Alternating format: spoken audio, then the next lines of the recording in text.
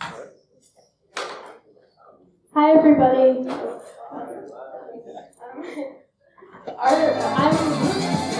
That wasn't supposed to happen. Hi, I'm Chloe. I'm the Vice President of Cornell Students for Animal Rights, and we are so excited today to present our speaker, Christopher Sebastian.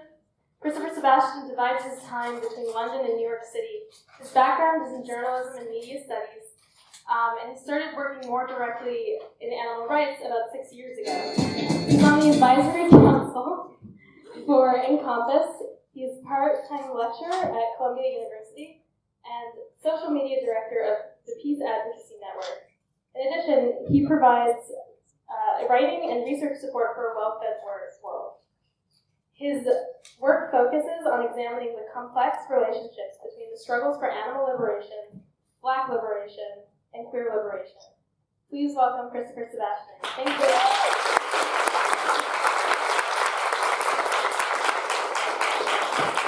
Thanks all of you for coming out. Searching for a beach vacation? Find it at Verbo. This thing doesn't shut up.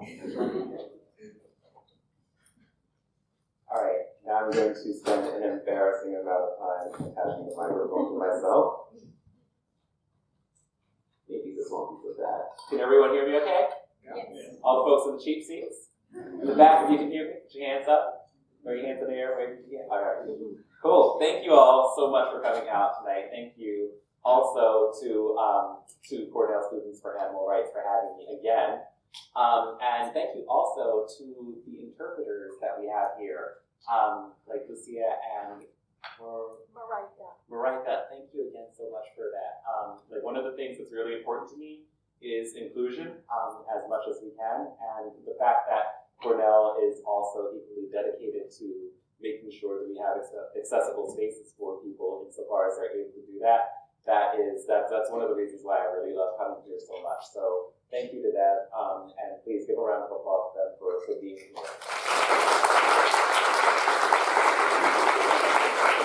So in addition to that really awesome introduction that Chloe just gave me, one of the things that I'm really commonly known for is being such a uniting force, because nothing brings people together better than their common hatred of an individual. And if there's anything that I've known to do, it's to piss off Black people who really, really don't want to hear about animal liberation. And like the people who are really, really into animal liberation who are commonly white really don't want to hear about racism. So like you get these two people together, and it's kind of like that meme where like, the arms are interlocked and then there's me in the middle. They really can't stand me. I draw a lot of attention for all of the wrong reasons, and oddly enough, it does not keep me up at night at all. One of the things that I really hear from my socially progressive friends is that they don't have time for animal rights. Like it's this sort of tangential issue that's off on the side that no one really cares about because we have to focus on the real problem, defeating capitalism. And like I had gotten into it like a couple of months ago with a friend of mine who is really progressive. Like she cares about all of these issues, like child labor, like making our clothes fast fashion is evil, and like capitalism doesn't allow us time to do anything important. And so she really cares about Black liberation and queer liberation and women's liberation and all of these human-focused issues, and so she's like, we have to fight capitalism. That's the major scourge that we need to defeat. And I don't ever think that I'm the most intelligent person in the room. So I said to her, you know what? Let's have a conversation about this. How do we fight capitalism? What are some of the ways that we can adopt into our everyday lives that will help us to take down this unwieldy monster that we're all caught up in? And so we started looking online, and what you see here on this first slide is actually an article that we found together when we were discussing, and this is from The Guardian, from free cycling to fair phones, 24 ways to lead an anti-capitalist life in a capitalist world. And so we said, oh, this looks like a really good starting place. Let's look at some of the tips that they recommend. And really high up on the list, and you can see here, there's an adorable picture of a a hipster who's sitting in a sewing machine. It says make your own clothes. So we're off to an auspicious start, by the way. Like, I no longer buy my own clothes, as Clea Whitley, 33 from London. I've spent the past 11 months learning how to make them myself. I don't know anybody. Like, people say, oh, like, you know, veganism is like, you know, it's so racist and classist because you expect poor people to eat rice and beans. And I'm like, I don't know many poor people who have the time to make their own clothes, but let's just continue on the list and see what we come up with. So, the next one, stop buying soap. This may not be for everyone or anyone, but it's certainly complicated, but a reader who wishes to remain anonymous for reasons that I cannot imagine says, I haven't bought washing detergent, shampoo, or conditioner since June. Really? I wash my hair with soap, not liquid, which I obviously can find in the local Pathmark. Shampoo or conditioner, like I wash my hair with soap, not liquid, followed by apple cider vinegar. It takes a bit of pre-planning because the soap, not liquid spoils after a week. But it takes no time at all to boil the soap nuts on a Sunday evening or mix the vinegar with water. Is that right? Let's continue. Let's see what else we've got. Make your own spreadable butter. These are recommendations that people honestly have for how to defeat capitalism. A small contribution, perhaps, but creditably ingenious. You just have to mix butter with oil. Really? Really? This is what we're doing? But this is the one that actually took me out. Like the third one here on this slide. Let's see what we've won. Root through rubbish. And this is where I actually had to stop reading and look at my friend and say, no, we're not doing this. This is absurd. This is absolutely, on its best day, if going vegan is racist and classist, I have to tell you that nothing is more racist and classist to me than telling poor people that they should root through the trash. That is just categorically absurd, and we're not having this conversation any longer. I have far better solutions for how we're going to defeat capitalism, and they don't involve making soap, making butter, or dipping through. I can't imagine like why these are things that people would say to me with a completely straight face. Like really, like when you take animals off your plate and off of your bodies, it absolutely, this is like really, we have to eat at least once a day, most of us, if we're lucky, 2 or 3 times a day. This is a conscious decision that we can make as often as possible that improves the quality of life for everyone around us. It takes so many variables out of the equation when we're having conversations about how to change the world. And so, like, she had absolutely conceded my point. She didn't go vegan on the spot. She did actually commit to being vegetarian. I was very proud of that moment. But really, like, what really was illuminated in this moment for me was the fact that, like, we have so many platitudes in progressive circles about how we're going to change the world, but we don't really know what they mean. They're just words. We say we want to fight capitalism. Well, how? How are we going to do that? Like, what tools do we have available for us to do that in our everyday lives? And this is a hugely powerful one. And it's a necessary one if we're going to save the planet that we're living on, if we're talking about things like climate change as well. That's not the topic of the conversation today. It's much more incendiary. We want to actually talk about animal exploitation and white identity politics. Which, again, like, you know, it's a really sensitive topic to talk about, and it doesn't really make me a lot of friends, but that's okay. I already interact with far too many people, like, you know, on the regular anyhow, so, like, I don't need more friends.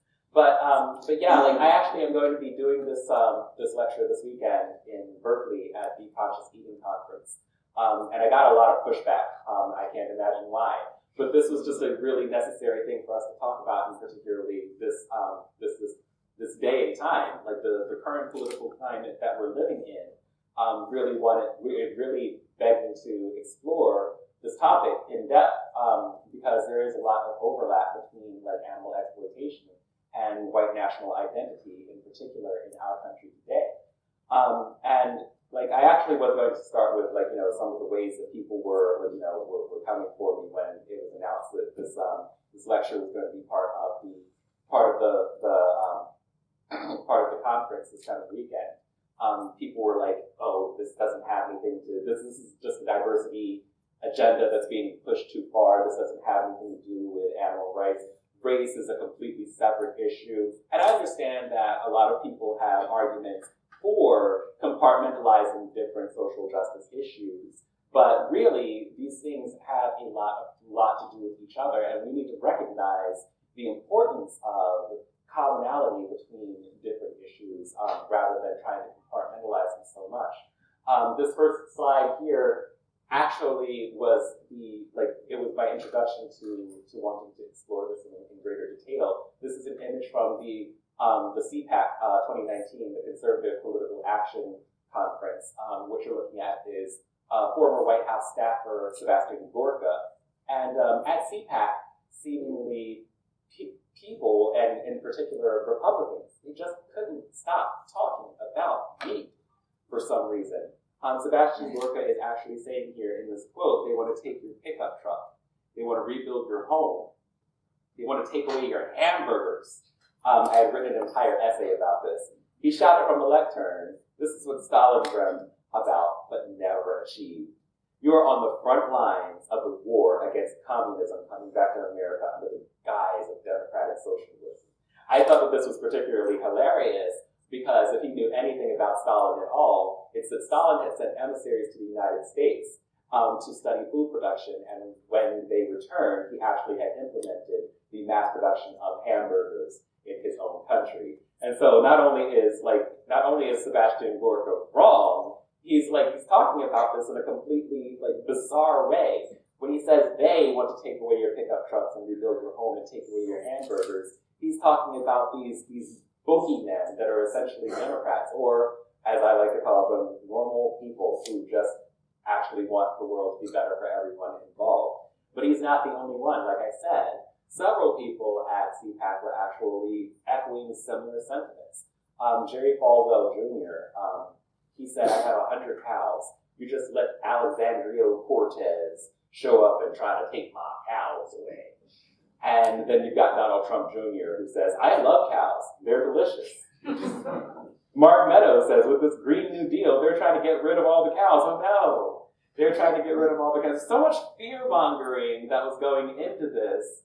And everyone was feeding into it. Ted Cruz says, I hope you see PETA supporting the Republican Party now that the Democrats want to kill all the cows. Tell me, Ted Cruz, how the hell do you get your hamburgers if you don't kill all the cows? But I digress. This is what we're talking about here. People actually coalescing around the issue of eating meat as a vital aspect of their identity. And so we tried to explore that in greater detail. Is this a trend that was actually was this part of a trend that was going on over the past decade? And yeah, it kind of is. This is an article from Mike.com in 2017. Chloe, you and I were talking about this when we were riding over. Milk is the new creamy symbol of white racial purity in Donald Trump's America. And why is it? First of all, this is absurd. These people are chugging gallons of milk. I've never done this a day in my life. But really, this is really bizarre to me. People say that, oh, Sebastian, you're just pushing your diversity agenda too far. I'm not the person who is standing around shirtless, drinking milk by the gallon, like some sort of insane person. That is ridiculous. No, I'm just recognizing something that the white nationalists are telling on themselves. Why are they doing this? Because it is a sign of their genetic or racial superiority, because people of color are traditionally more lactose intolerant than people who are of Northern European heritage. And so you see these people just trying to prove their genetic superiority by drinking milk. So when people say no, these are completely separate issues, no, these issues are very deeply intertwined, and it continues. It goes even further than that. Oops. I went too far. I wasn't able to actually get the video to play. Or maybe I can get the video to play. This is actually Sarah Palin at the All-American New Year's Eve. If you're familiar at all with American politics, you recognize that Sarah Palin was the one-time vice presidential hopeful when she was running with John McCain in the election against President Barack Obama. But Fox News during the All-American New Year actually asked her what her New Year's resolutions were. And so she answers with this. And joining us now is Fox's contributor and former Alaska Governor Sarah Palin, live in Wasilla. How you doing, Governor? And Happy New Year. I'm doing great. Thank you. Happy. You guys look like you're having a blast. Heck yeah, I take them real seriously, and I have 3 this year. First one is eat more meat. Don't worry, they get deeper as I go, the next resolutions. I am going to try to help America, all of us as individuals, make our federal government as irrelevant in our lives as possible. And then the third resolution is to take former UCLA coach John Wooden's pyramid of success and live it out, because it's imperative, you guys, that we as individuals do all we can to live with industriousness and self-discipline and selflessness, so that together as a whole, our nation can be restored to her exceptionalism. Well stated. So, I know, laugh like that was banana pants. So Sarah Palin, she actually, like I said, she has 3 New Year's resolutions, and the first one was eat more meat.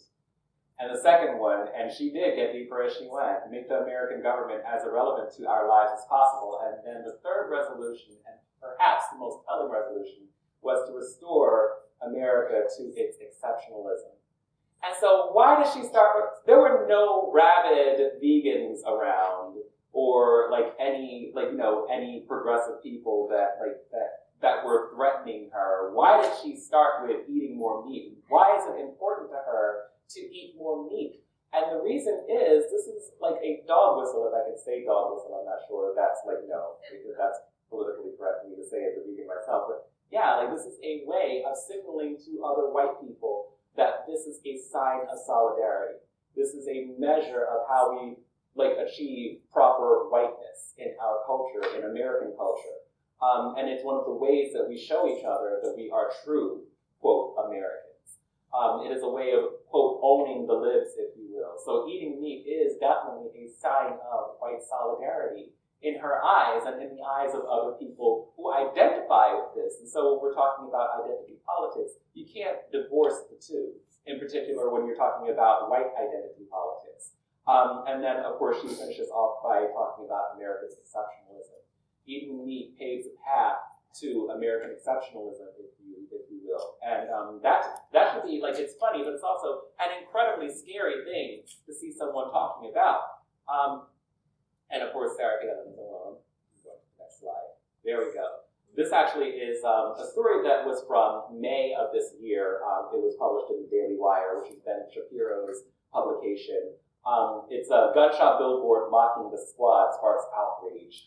Rashida Tlaib says it's inciting violence. Inciting violence. The story actually, as it's written, is basically about a gun shop that had run an advertising campaign. There was a billboard that they had up on a highway with the quote 4 horsemen, which are of course the freshman congresswomen of color that most of us are familiar with. You've got Ilhan Omar, Alexandria Ocasio-Cortez, Rashida Tlaib, and Ayanna Pressley. And so it's talking about these four horsemen, of course, in a completely joking way. But part of the advertising campaign was this quote that you see here. It says, "All right, my fellow infidels for Trump." Again, pay very specific attention to the language that they're using, the language of infidels. It invites a sort of religious understanding of this conversation as well. It says, "Due to overwhelming demand, you may come by the shop next week and get your very own 4 horsemen comic sticker." How do you do it? Simple. Eat a piece of bacon. Tell us you're voting for Trump in 2020, and then get your limited edition bumper sticker while supplies last. Snowflakes and liberals are not eligible, sorry. And so how do you get your bumper sticker? Once again, by eating a piece of bacon. Why is it important to eat a piece of bacon? And this is really interesting because most people will probably tell you, oh, it's just a joke, it doesn't really mean anything at all. But of course these things do have meaning. Because what do we know about bacon? It's a food that Jewish people do not eat. It's a food that Muslim people do not eat. There are prohibitions, specific religious prohibitions, against eating these specific animals. And so when you're eating a piece of bacon, what you're doing is, once again, showing a sign of solidarity with other true Americans who are also truly Christian people. But of course, no, these are all jokes. What we're talking about are things that are these are symbols, but they're disguised in a way as just humor, as just like reckless humor, just a thing that people say. But this isn't just language. This isn't just a thing that people say.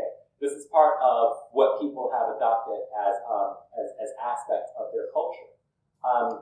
And then we go on because we started talking about like religious signifiers as well. This is actually Rick Wiles, a televangelist, and I wasn't able to get the video for this for the presentation, but like I'll just read the quote to you. Rick Wiles is actually talking about veggie burgers, if you can believe it. And he goes on this bizarre tangent. He says God is an environmentalist. He takes this very seriously, as do we, Rick Wiles. He created this planet, he created the universe, and he's watching these Luciferians destroy this planet, destroy the animal kingdom, destroy the plant kingdom, and change human DNA. Why? They want to change human DNA so that you can't be born again. That's where they're going with this, to change the DNA. Oh my God, like this is bizarre. This is like walking through the looking glass. I can't believe that I'm reading this out loud. Change the DNA of humans so that it will be impossible for a human to be born again. They want to create a race of soulless creatures on this planet. Did you know that that was the actual agenda of Beyond Meat and Impossible Foods? Yeah, if you look at their website, it actually says that. We just want to change the DNA of the human race so that we can create a race of soulless creatures on this planet. I'm one of them, by the way. But this is like, yeah, but this is what we're talking about. Like, you know, and we can laugh about it and we can joke about it. It is incredibly funny to us. But also at the same time, people pay attention to this. Rick Wiles is by no stretch of the imagination an unpopular figure among people who identify with religious fundamentalism, and specifically Christian fundamentalism in the United States. And so when he says these things, people are listening. And it doesn't matter what your Beyond Burgers are made of. By the way, Beyond Burgers are actually made of all natural ingredients. It doesn't matter. Like he's actually inciting people through this complete fiction to move away from veggie burgers because they are an existential threat to their way of life. And when we're talking about their way of life, yeah, people will say, no, this has absolutely nothing to do with like whiteness. Like that's absurd. And what are you talking about? But really, like again, when you put all of the clues together, that is exactly what we're talking about. And like, you know, and what we're actually addressing here is like this crisis of white, often masculinity, like that needs to be addressed. People are terrified of non-eating animals. It is a threat to their very existence in so many ways. But there is a name for it. There's a name for this type of behavior. I actually didn't know what it was myself. It's gastro-nationalism, where food production is assigned symbolic value by those who articulate nationalist sentiments. And domestically produced food is assumed to be safer than food imported from abroad. And it's not just limited to the United States, by the way. Nationalism as a construct actually, of course, came from Europe. It was a European invention somewhere around the 18th, 19th century. So to actually apply any type of qualifiers to nationalism, that's almost redundant in a way.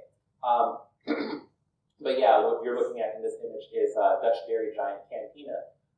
They have added the flag to their milk so that people know that this is good Dutch milk. Nationalist sentiment, in particular white nationalist sentiment, it goes a long, long way. And it's not limited to Europe or the United States either. I'm just roller skating through this presentation now because I want to make sure that I leave time for questions at the end. So I apologize for moving super fast through the slides. I just wanted to address this as well. This is a vegan protest that was declared un-Australian by Scott Morrison, the Australian Prime Minister. There were, you could read the byline at the bottom that says, Australian Prime Minister Scott Morrison has criticized animal rights activists as shameful and un-Australian after dozens of them were arrested in nationwide protests. The three main animals, and because of that, we don't have a lot of time, I'm not going to ask you if you can name the three main animals that are farmed in animal agribusiness in Australia. They're cows, goats, and sheep.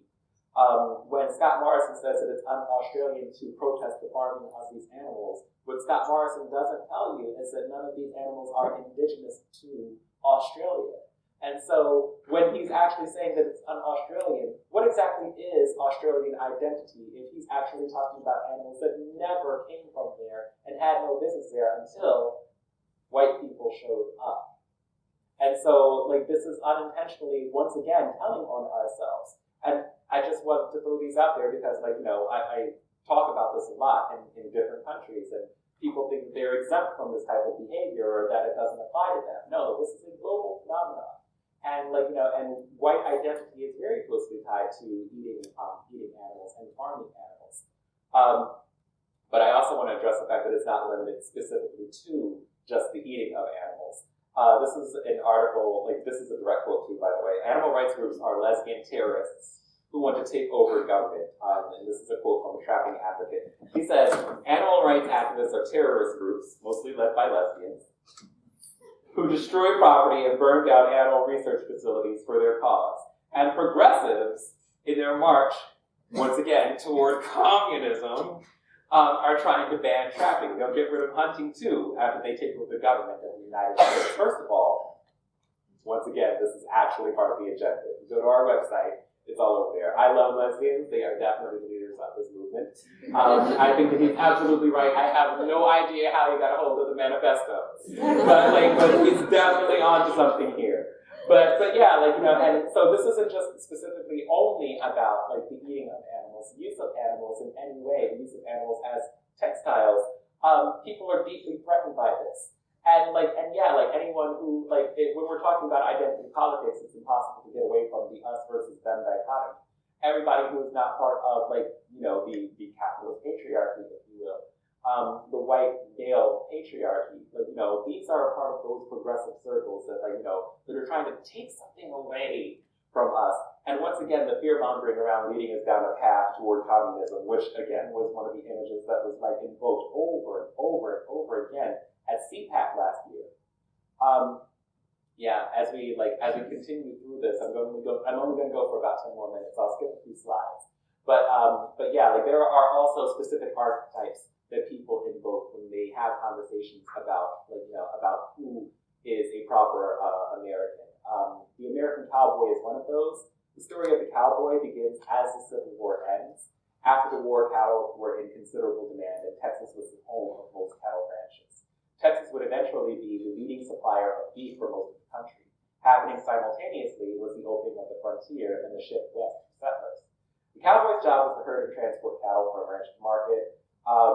There was lots of demand for beef after the Civil War. The last line is of particular importance. It says the historical cowboy also included many former slaves, vaqueros from Mexico, and new immigrants.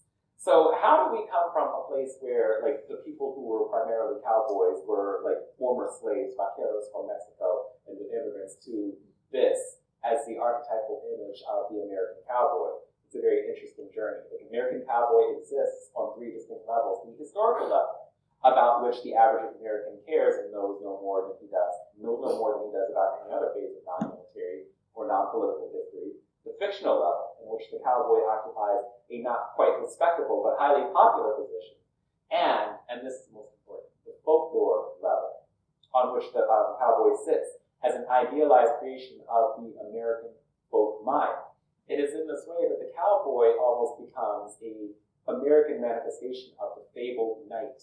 This is the person that we get to hold up as someone who is a unique part of American history and an integral part of American identity. The cowboy brings us this beef that we are so proud of in the grand American tradition.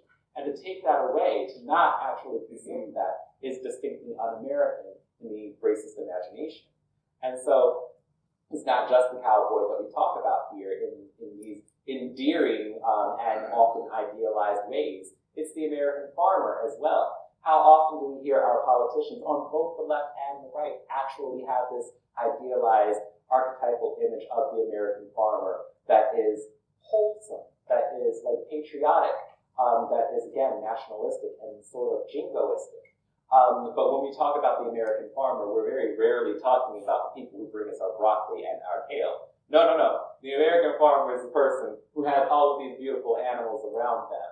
And the American farmer, despite the fact that farms are these incredibly industrious operations in the 21st century, the American farmer looks like this idealized nuclear family unit that is oftentimes white.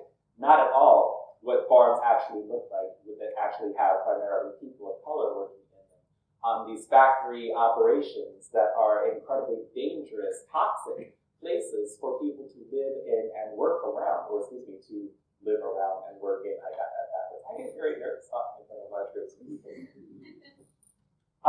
And yeah, the industry, the animal exploiting industries are actually catching on to this. And they're actually it's like a very familiar call and response style type of conversation that happens. They are actually exploiting these conversations that people are having as well. And they're parroting the same type of propaganda back to their primary consumers. This is a quote from Beef Magazine, and yes, Beef Magazine is a thing that exists. It says that the fight for the center of the dinner plate is on if tofu, beans, and lentils become the #1 recommendation as the plant-based protein substitutes to beef, then we have not only failed our own industry, but we failed the children, the military. We failed the children! Won't somebody think of the children? We failed the military again, calling on very familiar tropes. Very fear-mongering, patriotic, nationalistic tropes whenever we invoke the military. Hospital patients, nursing home residents who will eat according to the new dietary guidelines for Americans. So this author is very distinctly and very explicitly saying that, if you don't eat beef, then the bricks are going to come out of the walls, the beams are going to drop from the very ceiling, up is going to become down, black will be white, cats and dogs will be living together, communism is going to take us all out. And so, there are these very threatening vibes that are coming from the animal exploiting industries themselves. And what also comes along with that, you actually realize, is that, this is, again, part of, I think Reese Harper talks about it in terms of, new white man's burden. I'm sorry that reality hurts you. This is a quote, actually, that I pulled from Facebook. This is from a post on Farm Girl Fitness. Definitely check out that page if you want to have a laugh. But I'll explain the quote in a moment, but this person's actually talking to a vegan person who, was having a conversation with them on their page. They say, I'm sorry that reality hurts you, but I can't help that. Dairy cows are happy and well cared for on the whole. I've actually worked on cattle farms, and those cows have happy lives too. In the wild, these animals would not exist, although I'm very much in favor of bringing back the wild bison, which, by the way, white people had decimated in the 1800s in their quest to actually eliminate the American Indians, but I digress. You should know that through traditional hunter-gatherers also intervene heavily in the herds regardless. So again, humans have done better, and the bottom of that quote is cut off. Humans have done better than nature. Certainly there are things that can always be improved upon, but I doubt that's what you want. You don't want happier cows. If you did, you would work in cooperation with farmers. You want to feel superior, and whatever lies you need to tell, fake videos you need to produce, etc., you will. At Farm Girl Fitness, I suggest you block these commenters. They have nothing but bad faith attacks. Now, to actually dissect this, when I say that people who are working in the industries are actually cooperative in this white nationalist rhetoric, there is a very real move to actually frame animal agriculture as part of the project of civilization. This is something that we do that is part of the common good. We can do better than nature. We are better than nature. And so, when we're talking about how we have engineered animals by stealing their reproductive autonomy and their bodily autonomy, and to have enslaved them and turned them into political prisoners, as well as actual prisoners, we're talking about something that is good for them. And so, when I say that we are taking on the white man's burden, this is our burden. This is something that we do because it is righteous to do so. This is all part of the project of civilization. This is a quote from Sigmund Freud that we're reading here. It actually comes up in 3 parts. The principal task of civilization, its actual raison d'etre, is to defend us against nature. But no one is under the illusion that nature has already been vanquished, and you dare hope that she will ever be entirely subjugated to man. This part of the quote is it's incredibly telling. Once again, we're framing civilization as something that a project that white men have undertaken for the good of everyone. And notice that the language here is incredibly sexist as well. Nature is framed as a woman that needs to be tamed by man, that needs to be subjugated, although not entirely, just enough. And to think that on the previous slide you have Farm Girl Fitness actually participating in this type of deeply sexist and misogynistic project as well. But it goes on to talk about the project of civilization. There are the elements which seem to mock at all human control. The earth which quakes and is torn apart and buries all human life and its works. Water which deluges and drowns everything in turmoil. Storms which blow everything before them. So not only is nature a woman, but she is also a brutal, psychopathic woman, a dangerous woman who needs to be controlled and dominated by man. With these forces, nature rises up against us, majestic, cruel, and inexorable. She brings to our mind once more our weakness and our hopelessness, which we thought to escape, once again, through the work of civilization. So, the animal agriculture industry is part of this project of civilization that we're talking about. This project, this ongoing project of white domination across the world. And this was in 1927. This is part of the early 20th century. So it's not by any means new, but the way that it's being used by people who are engaging in white identity politics in the 21st century, it's very, very unique. And it's been going on, I would dare say, since about the birth of the Tea Party movement in the 2010s. But as I close out, and I just have a few more slides here, I want to address the ways that people of color also get co-opted into playing white identity politics. This is actually, and I'll explain all of this in greater detail. What you're looking at is actually a slide from a screenshot from a Facebook post from Dr. Johnny Green, who is a pastor in New York. And it says, "Let's go to New York City Hall and let our voices be heard. Come go with us to make our voices heard. Buses will board at 1 o'clock and depart for City Hall at 1:30. And we'll return at 4. A hot box lunch will be served, and there will be a name drawing for a $250 American Express gift card." What's he talking about? I'll tell you. There was a measure in the city of New York in around the spring of 2019 to actually ban the sale of new fur in New York City. And what the fur lobby had done was actually get involved in basically the heart of American Black civil rights movements and social movement centers. Where do Black people primarily organize? We organize through the church. And so to prevent this measure from going through, they wanted to frame the sale of new fur, or banning the sale of new fur, as something that was racist against Black people. And so what do? We have Black people come and protest, because if there's anything the politicians don't want, it's to be looked at as potentially racist. That's an extremely bad look, at least if you frame yourself as a progressive. If you're Donald Trump or one of the modern-day Republicans, you're given a medal for it, quite literally, if you watch the State of the Union and you saw Rush Limbaugh. This is another post. I'm sorry, that one was from Twitter. This one's actually from Facebook. He says, "Come get on the bus with the MPAC on May 8th, 2019. Free lunch and beverages will be served." It says, "The bus ride is free on a first-come, first-ride basis. We're going to tell Speaker Corey Johnson and the City Council that we have a right to buy and wear our mink coats. We must stop this political overreach by our elected officials when there are other issues that they could be resolving." Wow. How many people actually imagine that this was a burning issue for Black people unless it was introduced to them by someone who had financial vested interest in making it important to Black people? How many of us think that Black people were just going around wearing fur coats in the middle of May? It just wasn't something that was happening. It just isn't something that's happening. I don't even know any Black people who earn mink coats, or who own mink coats. We just simply are not wearing fur in numbers that great. We're just not going around using animals as textiles. I would have thought this was something more believable if actually we were talking about Canada Goose, because at least you see far more people walking around with that. But no, we weren't talking about Canada Goose. We're talking about people just wearing fur coats, walking around in the middle of May. And so what you're looking at right here is people, Black people, who are primarily mobilized by white people in order to do their dirty work for them. And this really burns me up. This actually makes me extraordinarily angry, because that should have been an easy win. When I talk about the natural commonality between social movements for animal rights and for Black liberation, this was an easy thing for me. When I actually found out what happens to animals, like that was a natural extension of my Black liberation work, as it has been for many, many people before me.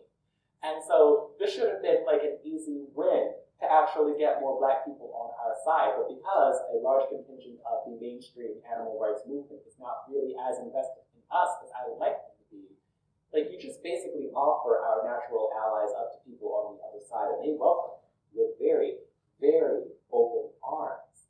And that is so extremely dangerous, more so than I can describe to you in just a couple of minutes. But yeah, so you have these people who are part of the fur industry that actually have put on blackface in the physical form of black faces, going down to City Hall and perform their protest for them. You see all of these sign holders actually walking around, and the faces of those people are black. But you see the people who are distributing those signs to them, these homemade signs, are not black. And this is one of the ways in which we get co-opted into playing white identity politics for white people who do not have our interests. These are industries that are that primarily are run by white people to benefit white people for the financial gain of other white people. And we call ourselves Black liberationists, and this is just not the case. This is not the path to Black liberation. And then you look at online communities for this. This is a coalition of Blacks for Fur. If you go to Facebook, and I definitely encourage you to do it after this presentation, you can actually take a look at some of the people who are part of the coalition of Blacks for Fur. And as you read through this list, and as you look at the faces, curiously, none of them are Black. In fact, the very first person's name is Becky. This is disgusting, and it is utterly disgraceful. It's the exploitation of animals and the exploitation of Black humans in the worst possible way. And the fact that we don't realize this, the fact that we attach ourselves to the very narratives of people that have chosen to exploit us, should absolutely infuriate every single Black person in this room and beyond.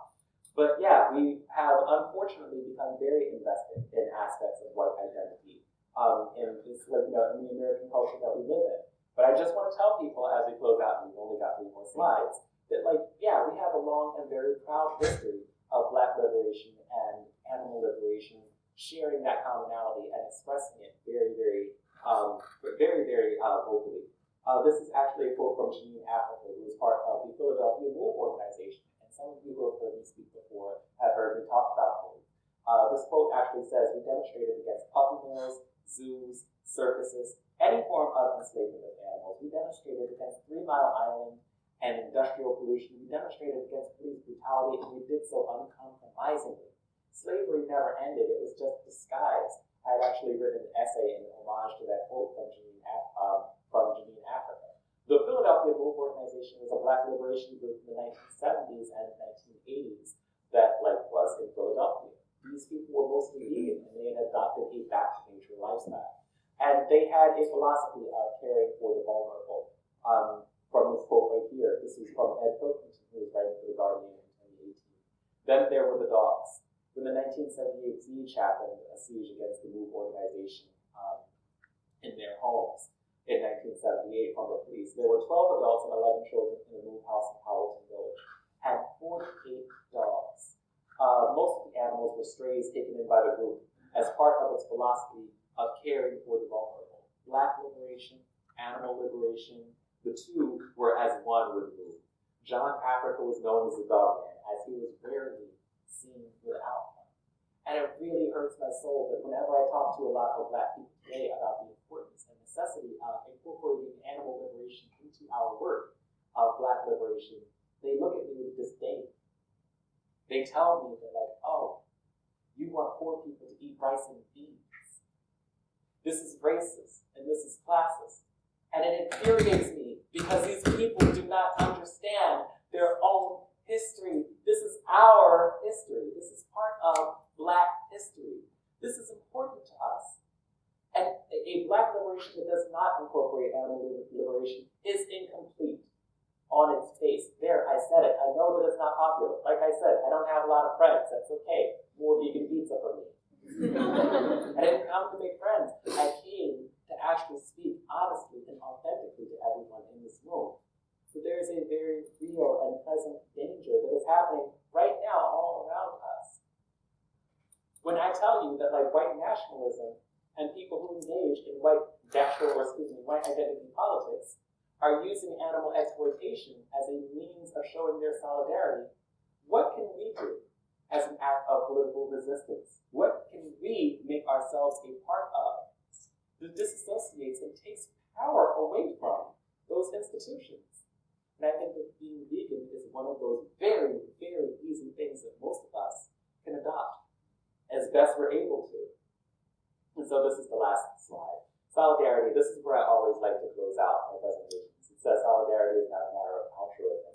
Solidarity comes from the inability to tolerate the affront to our own integrity of passive or active collaboration in the oppression of others.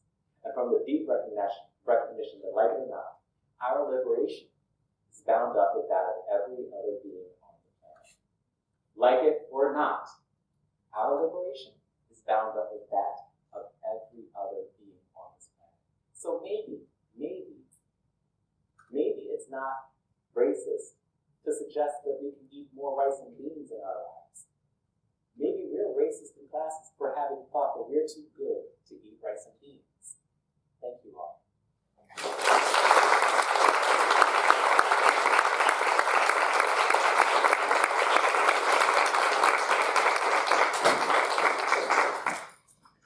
So we're going to do a Q&A. Feel free to get more food if you want. Get food or, like, you know, people, it's 7 o'clock exactly right now. So if you don't have time and you've got places to eat, then definitely. Like, oh, I see a hand has gone up, so we've got at least one person. We might have a microphone. No, never mind. All right. No microphone? So I just have a comment. Something that you can add to your presentation was during the impeachment hearings. Yes. They didn't allow the senators to drink coffee. They had to drink milk. I definitely took note of that. You're absolutely right. Like if anyone didn't hear that, during the Senate impeachment hearings, they have only allowed people to either eat chocolate or drink milk. That was your choices. Not like, like you couldn't have Diet Coke or something. You couldn't have, no, you were able to drink milk, which is a very odd choice. Milk is, again, one of those things that, we have in our public schools as primary, if not only drink that is available to students. And if you're lactose intolerant, then too damn bad, isn't it? Like, this is what we do. The dairy industry is, so baked into American life that we can't imagine, we prop this industry up by forcing our children to drink it. So, thank you again for that comment. Anybody else? Questions, comments? Tell me you like my hair? Over here, yes, sir. I'm sorry. I saw you with the hat, but you first. You first, and then you. Yes, you. So, sorry. With the example, I need a piece of vegan one to get the free sticker. The free bumper sticker, yeah. So with things like that, how much do you think that it's how much do you think that people who do that are aware of the ties to white nationalism that can be connected versus just thinking of it as sort of American? Oh, I think it's very unconscious. I think it's very unaware. I don't think that people actually think about these things on a conscious level. Most people, most people don't think about themselves as being bigoted at all. Let's start with that, right? We don't think that, we walk around and say, oh, we're a nation of animal lovers. Are we really? Are we really? Even the animals that we claim to like, we put to death, over 4 million companion animals every year. We're talking about primarily dogs and cats, for the crime of being homeless. That's what we do. We incarcerate them, and then we put them to death. You say that we're a nation of people who are tolerant and loving and not racist at all. Boy, for all, there's never a lot of racists around, but there's all of this damn racism in the 21st century. I just don't know where it comes from. But I don't think that people are consciously engaging in, no one's twirling their, well, a couple of people are twirling their mustaches, but but most of us are very unconscious about these, these blind spots that we have in our everyday lives. And so, yeah, we aren't going around thinking that we're being bigoted, but we're engaging in bigotry every day, in these microaggressions or sometimes macroaggressions. And eating bacon is just one of those things. Eating bacon, for those of you who are diehards, and you came to my presentation last year, you've already seen bacon isn't even something that we were eating 100 years ago. Bacon was people say, oh, I love bacon so much. No, the fuck you don't. You don't love bacon. What you love is actually a decades-long campaign of like propaganda that was given to us by Edward Bernays, who is the father of modern public relations. And he invented bacon. Well, he didn't invent bacon, but he invented bacon as a breakfast food that more Americans would eat. And so, yeah, like this was just a campaign that was started by somebody who was trying to prop up the pork industry, which wanted to sell more pork at the time. And so, like, that's like, this is, so yeah, when people say, like, none of our decisions about what we eat and how we consume are made in a bubble. So people say they love bacon. No, you don't love bacon. Like you are engaging in something that was given to you, again, by institutions of white supremacy and white nationalism. So thank you again for that. And you, with the hat and the plaid shirt, you had your question. I'm curious, how widespread is the concept of gastro-nationalism, and is it always negatively associated with stuff like this? Because I think these are instances like food sovereignty battles where this might be viewed in a positive way. Wow. Okay. So you actually asked a lot of things at once, and I'm going to try to remember all of them when I answer your question, because that was a very good question. I don't want to let's start with nationalism before we put the gastro qualifier on it. I don't want to characterize nationalism as good or bad. Nationalism is just simply a thing that happened, and it's something that we live with now. And more likely than not, all of us engage in nationalism in several different ways. We're very tribal in our identities as humans, so it happens more often than we are consciously aware of. Once again, gastro-nationalism, it is becoming increasingly common. When I had stumbled across the term, people have been writing papers on gastro-nationalism, academic papers, as far back as I had seen, 2012, 2013, and I can't remember. Michael DeSouza. I'm sorry, the name just popped into my head. It didn't wait until 3 a.m., waking me up in the night. That's the name of one of the academics that has written about gastro-nationalism. He's the most popular one that I think coined the term. Now they've got me on camera, so someone's gonna come back and say, and I will have been wrong. But yeah, so gastro-nationalism is something that people have increasingly been flirting with in the 21st century. I don't think that gastro-nationalism, just like nationalism, has to be bad. I don't think that it's what we bring to it. It's what we make of it. All of these concepts, you get out of them what you bring to them. I personally don't, I don't see a lot of value in nationalism. Part of the project of decolonization should be to, for those of us who are interested in decolonizing our lives, should be to move away from nationalism because, it could promote a very toxic type of identity in many ways.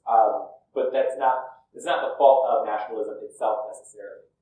It's how it has been broadly applied.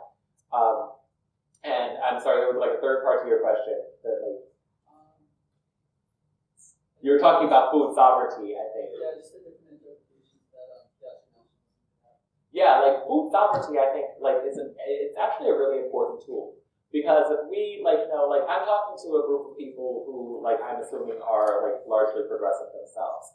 But we don't want to, just speak to an echo chamber all the time. One of the things that I, that I talk to people about is, how do we talk to our more right-of-center counterparts about issues of, of plant-based diets and the importance of, biodiversity and, and concepts of animality. Most of the time, people, who are right of center that I have engaged with don't want to talk about, animality and, and discrimination against other animals or even people of color. That's, it's not exactly okay. It doesn't thrill me, but at the same time, it forces me to have to learn how to have conversations with people who are not like myself.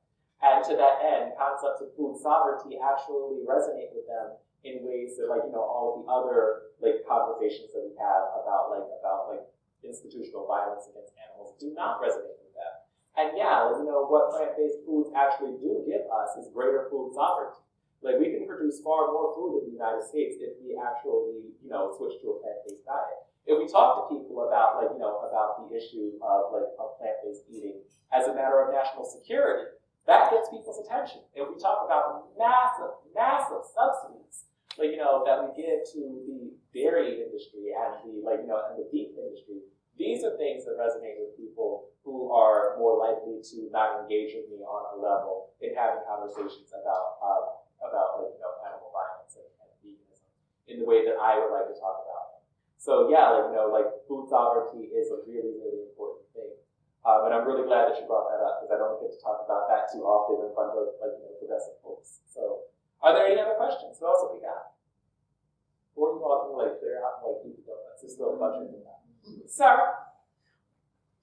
Every few weeks I see a new article about how small free-range farms with free-range happy animals are going to save the world. Oh, I was wondering, obviously that logic is so flawed, but I was wondering if you had an extra component to add to it, because I think that having them the same arguments of all of the grains that you're saying are bad for animals, those arguments don't work with those people. So I'm kind of wondering if you've got the next level of the white supremacist element in that sort of. Yeah, once again, we're when we're having conversations about this, to add to the conversation about whiteness and white identity as tied to eating animals, we're very, very attached to eating animals, and I love it when I'm having conversations with primarily vegan people, and they and they incorporate we're eating fewer animals now because there's less beef in this, and there's less pork. People aren't really eating fewer animals. We're just shifting the burden onto smaller animals that can be produced more, quote, sustainably, even though there is no such thing as sustainable animal agriculture. And when we engage in this sort of utilitarian, conversation about animal exploitation, it really forces people who want to eat animals to eat different animals. We're now talking about, I can't believe it, we're talking about oh man, we need to have protein, and so we're going to start farming crickets and make cricket flour. And this is actually a thing that's happening right now. I'm not I'm not making this up. This isn't in the not too distant future. This is right now. People are selling cricket flour in upscale stores like Whole Foods and stuff like that. Because, oh my God, this is the next best thing. And this is where I can get all of my protein. Completely bypassing soybeans and black beans and lentils and nuts and pulses and literally everything else. Because so much of our identity is wrapped up in actually having to consume protein from an animal source. So it just gets smaller and smaller rather than just eliminating animal exploitation altogether. So now we're not eating cows, but we're eating bunny rabbits that can be farmed on some rooftop in Williamsburg in Brooklyn, by some hipster who has an astonishing amount of facial hair. And we're I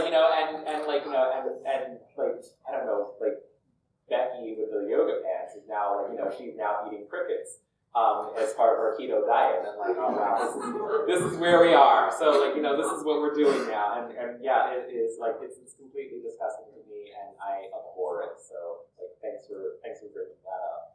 And now you all have this vision of cricket flour that's going to haunt your dreams too, and I'm glad, because I was tired of carrying that burden by myself. Anyone else? Are you sure? This is more of a comment than a question. Yeah, let's hear your comment. But I noticed the slide you had about the Australian Prime Minister declaring human rights activism on Australia. And I think it was actually just today he made a similar sentiment on Twitter about this football stadium in Australia that was serving vegan pies.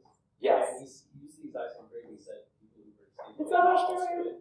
And I thought it was really fascinating that in a space of this football stadium that is somewhat central to Australian culture, it's a very prominent thing in their society. He's finding a way to say yeah, even if you go to a football game or something, but if you buy this vegan pie, then you're not really Australian. And I thought that was kind of another layer to that. This is great. Oh, I want this to come up so bad. Is it going to happen for me or what? So no signal. Oh no. I actually there's a video of the of this guy. you're going to make it work. Actually, I got plugged back in. Snap out. Put it back in again. There's a video of this guy actually eating like a, holy shit, that doesn't work. Yeah. Let's see, like, yeah, a politician calls plant-based pie to football matches un-Australian in Facebook video rant. And so you see him, like, do we have a link to the, like, oh, it's like, it's vegan pies at football street. He's like, yeah, like, so he's like, whining about this. Like, I've never seen bigger crybabies than people who, like, you know, like, he's under no obligation to eat this fucking, like, pie. Like, nobody's forced, but just the presence of it has annoyed him so much that he's just sitting here looking as grim as the day is long, complaining about, like, you know, about the presence of these pies at, like, you know, so yeah, like, he just did this, like, within the past 24 hours. So he's got a real gripe with people who don't eat animals, because there's something wrong with them for some inexplicable reason, although entirely explicable. Anybody else? Yeah, front row. Yeah, I was really interested by the cricket story.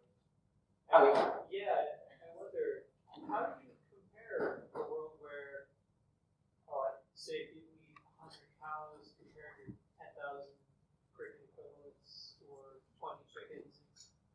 I mean, it's clear that you're unhappy with both of them, but how do you balance that? Eating crickets for protein. That's only feels like 12 o'clock. How do we compare? Like, you know, like this is actually one of those, like, you know, animal ethics questions that becomes like really philosophical really quickly. First of all, I'm not fucking eating crickets.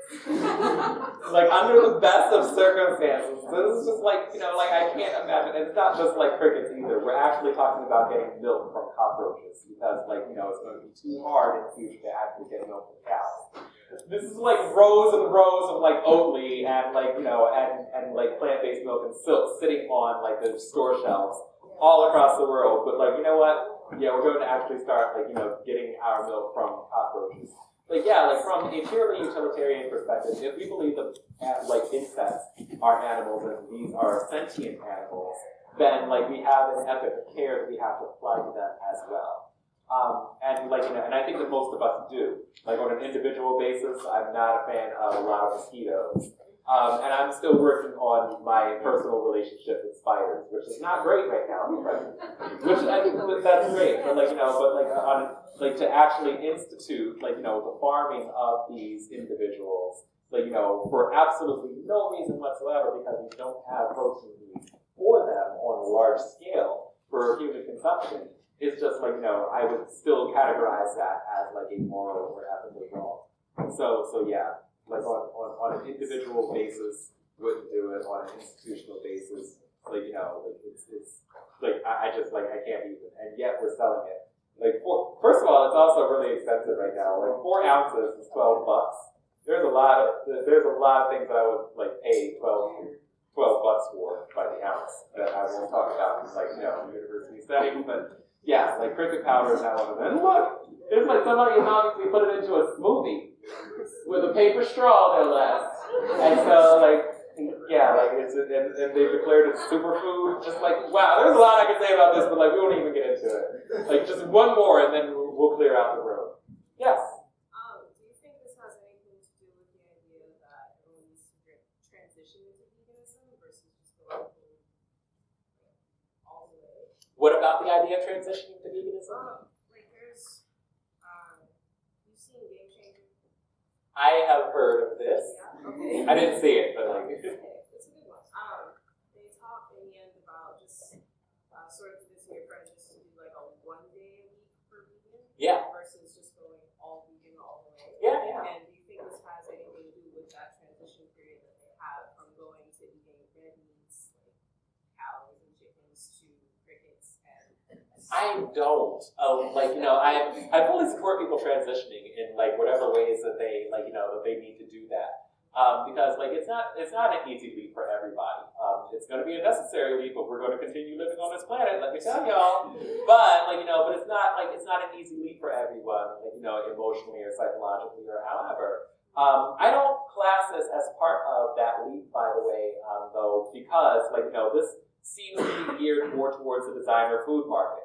Like, this is more one of those, like, these luxury things. And so, like, if people are transitioning, like, to vegan, then they probably are just going to consume fewer animal-based products altogether and incorporate more, like, more. They're going to consume fewer of the animal-based products that are familiar to them and incorporate more plant-based products. So it's not like, like Yoga Pants Kathy is like out here, like, apologies to anybody who's named Kathy. I'll probably just offended her. But, like, she's not just like, she's not saying, oh, I'm not going to eat beef. You know what I will do as part of my vegan transition is I'm going to get some cricket powder and put that in my kale smoothie. That's like, there's no need for her to do that. Like, she'll just probably, like, if she's making a smoothie and she needs to have protein in it, like, she's probably just going to put like a dollop of peanut butter or some whey protein that she already has. Like if you're buying cricket powder, it's because you're a terrible person. I just can't think of it. Crickets. Like, okay. I said that's it. So unless there's it, everybody's got. Thank you all for coming. I really